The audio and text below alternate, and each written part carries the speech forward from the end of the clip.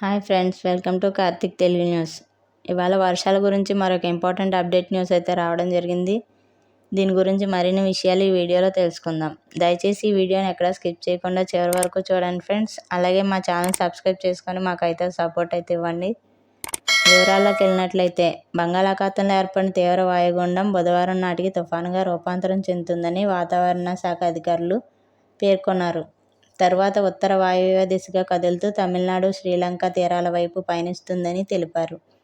దీని ప్రభావంతో రాబోయే 5 రోజుల్లో రాష్ట్రంలోని దక్షిణ కోస్తా, రాయలసీమ జిల్లాల్లో భారీ నుంచి అతి భారీ వర్షాలు, ఉత్తర కోస్తాలో కొన్ని చోట్ల భారీ వర్షాలకు అవకాశం ఉందని ఐఎండీ అధికారులు తెలిపారు.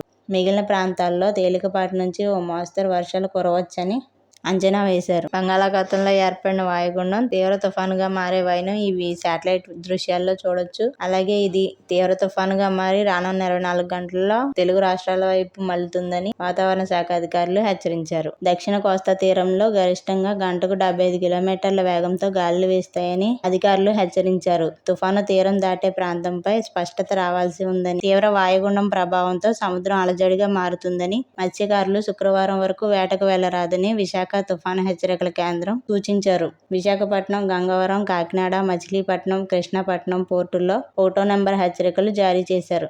సో ఫ్రెండ్స్, ఇది అప్డేట్. Thank you friends.